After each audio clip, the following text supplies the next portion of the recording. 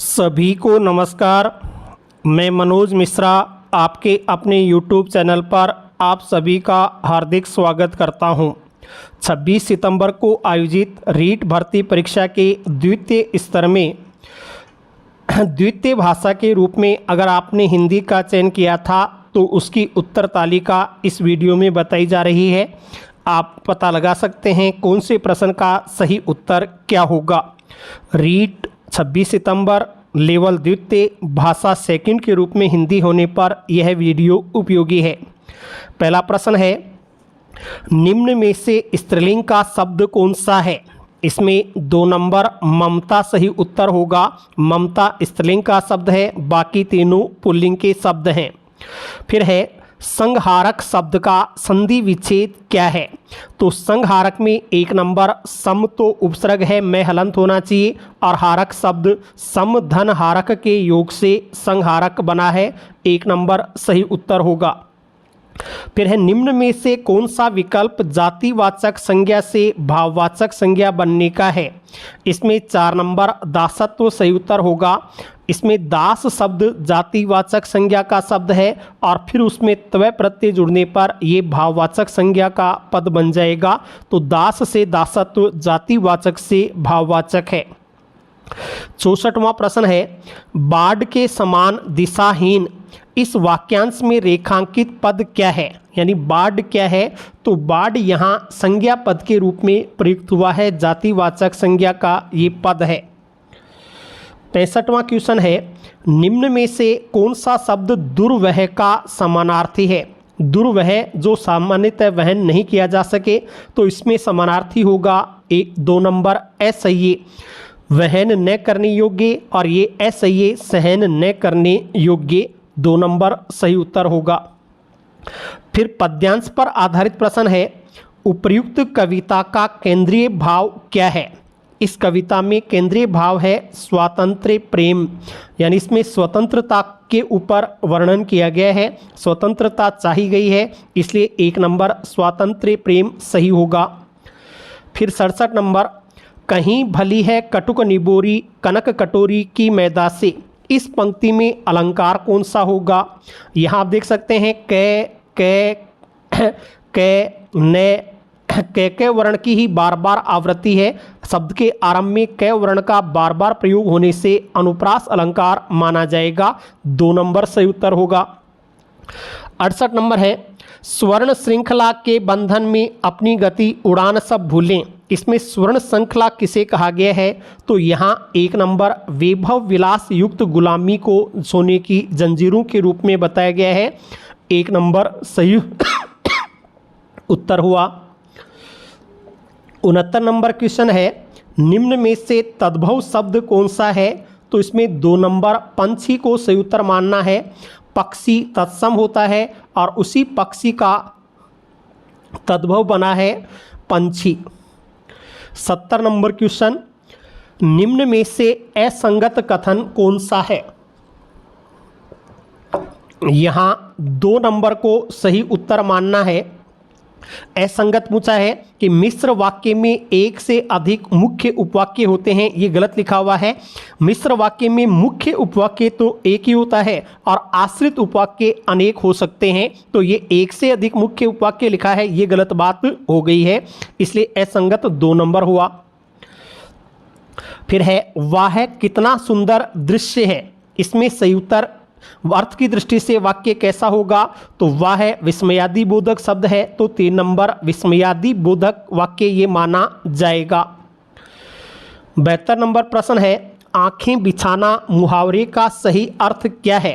आंखें बिछाना या पलक पावड़ी बिछाना, इनका अर्थ होता है प्रेम पूर्वक स्वागत करना। 1 नंबर सही उत्तर होगा। फिर एक तो करेला दूसरा नीम चढ़ा, लोकोक्ति का अभिप्राय क्या है? तो इसका सही उत्तर 3 नंबर है, 1 से अधिक दोष होना। एक तो करेला पहला दोष तो पहले ही था, फिर दूसरा नीम और चढ़ गया, दूसरा दोष हो गया, तो एकाधिक दोष होना सही अर्थ होगा। फिर है पुलिस ने चोर को दंड दिया, वाक्य में प्रयुक्त विभक्ति रूप कौन सा है? यहाँ पर पुलिस ने ये कर्ता कारक है और चोर को ये कर्म कारक है, तो 1 नंबर सही उत्तर होगा कर्ता एवं कर्म। पुलिस ने कर्ता, चोर को कर्म कारक।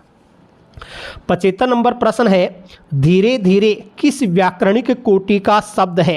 तो धीरे धीरे क्रिया विशेषण के रूप में प्रयुक्त होता है। मैं धीरे धीरे चलता हूँ, वह धीरे धीरे लिखता है, तो ये चलना लिखना की विशेषता में आता है, तो क्रिया विशेषण माना जाएगा। फिर है हस्तलिखित शब्द में समास कौन सा है?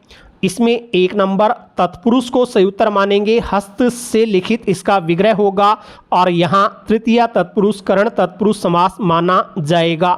तत्पुरुष समास है, तत्पुरुष में करण तत्पुरुष होता है। 77 नंबर है, किंडरगार्टन शिक्षण पद्धति में प्रयुक्त किंडरगार्टन शब्द का अर्थ क्या है? तो इसमें 1 नंबर बच्चों का उद्यान, किंडर बच्चे होते हैं, गार्टन गार्डन बगीचे को कहते हैं, तो किंडरगार्टन का सही अर्थ है बच्चों का उद्यान। फिर है मौखिक अभिव्यक्ति की दक्षता में सहायक कौन सा है? इसमें 2 नंबर वाद विवाद को सही उत्तर मानेंगे। वाद विवाद हम करते हैं तो उसमें ही मौखिक अभिव्यक्ति होती है, इसलिए 2 नंबर सही हो गया। फिर है जीवन के आरंभिक दौर में मातृभाषा सीखने का सबसे प्रमुख स्रोत क्या है? तो वो है परिवार। बालक की प्रथम पाठशाला उसका परिवार ही होता है, परिवार ही होती है, इसलिए परिवार से ही हम मातृभाषा सीखते हैं। फिर है निम्नलिखित में से वाचन शिक्षण का उद्देश्य कौन सा है? इसमें 3 नंबर सही उत्तर होगा प्रत्येक शब्द पर उचित बल देकर पठन शक्ति का विकास करना। हर शब्द के ऊपर बल दिया जाए फिर पठन शक्ति को बढ़ाया जाए, वही वाचन शिक्षण का उद्देश्य है। भाषा प्रयोगशाला शिक्षक के स्थान पर प्रतिस्थापन नहीं है, यह वाक्य कैसा है? तो इसको हम सत्य वाक्य मानेंगे, बिल्कुल सत्य है। भाषा प्रयोगशाला कभी भी शिक्षक का स्थान नहीं ले सकती है, शिक्षक अपने स्थान पर उपयोगी अवश्य होता है। 82वां प्रश्न है, पाठ्य वस्तु का बाह्य गुण कौन सा है? इसमें 4 नंबर शीर्षक सही उत्तर होगा। विषय वस्तु, उसकी भाषा, उसकी शैली, ये सभी आंतरिक गुणों में आते हैं, जबकि शीर्षक बाहर ही लिखा हुआ हमें मिल जाता है, तो शीर्षक बाह्य गुण है, बाकी तीनों आंतरिक गुण हैं। निम्नलिखित में से श्रव्य उपकरण कौन सा है? तो 3 नंबर ग्रामोफोन सही उत्तर होगा। ग्रामोफोन सुनने का साधन है, ये श्रव्य उपकरण है, बाकी तीनों दृश्य उपकरण हैं। 84 नंबर है, वस्तुनिष्ठ परीक्षा में सम्मिलित कौन से होते हैं? तो मिलान करने वाले जो प्रश्न हैं, मिलान पद परीक्षा, ये वस्तुनिष्ठ में आते हैं, बाकी निबंधात्मक प्रश्नों की श्रेणी के रूप हैं। 85 नंबर है, विद्यार्थी के लगातार मूल्यांकन हेतु उपयुक्त परीक्षा पद्धति कौन सी है? लगातार मूल्यांकन करना है तो 1 नंबर होगा सतत एवं व्यापक मूल्यांकन पद्धति। सतत का अर्थ होता है लगातार, इसलिए 1 नंबर सही हो जाएगा। फिर है निदान का महत्व नगण्य है यदि? निदान का महत्व, निदान यानी पहले खोज करें, उसका महत्व नगण्य हो जाता कब? जब हम 1 नंबर को सही मानेंगे, उसके अनुसार बच्चों का उपचार नहीं किया जाता। यदि निदान कर लिया लेकिन उसके अनुसार हम उपचार नहीं करते हैं तो फिर वो निदान किसी काम का नहीं होगा। फिर है भाषाई कौशल के निर्धारित पक्षों में कौन सा उपयुक्त नहीं है? भाषाई कौशल 4 होते हैं, सुनना, बोलना, पढ़ना और लिखना। देखना नहीं होता, इसलिए 1 नंबर को सही उत्तर मान लेंगे। फिर है खेल विधि को प्रचलित करने का श्रेय किसको दिया जाता है? तो सही उत्तर है 4 नंबर हेनरी कार्डवेल कुक खेल विधि के प्रतिपादक माने जाते हैं। 89वां क्वेश्चन है, मैं कलम से किताब लिखता हूँ में कारक भेद कौन सा है? इसमें कलम साधन के रूप में काम में आ रही है, तो यहाँ 3 नंबर करण कारक को सही उत्तर माना जाएगा। वाक्य को देखें तो ये साधन के रूप में ही प्रमुखता है, तो करण कारक को सही उत्तर मान लें। फिर व्याकरण शिक्षण की किस प्रणाली को विकृत रूप में सुग्गा प्रणाली भी कहते हैं? तो सही उत्तर है 3 नंबर पाठ्य पुस्तक प्रणाली को ही सुग्गा प्रणाली के नाम से भी जाना जाता है। इस तरीके से ये यदि आपने भाषा द्वितीय के रूप में हिंदी का चयन किया है सेकंड लेवल में, तो उसके प्रश्नों के सही उत्तर हैं आप इनसे मिलान करके अपने अंकों का मूल्यांकन कर सकते हैं।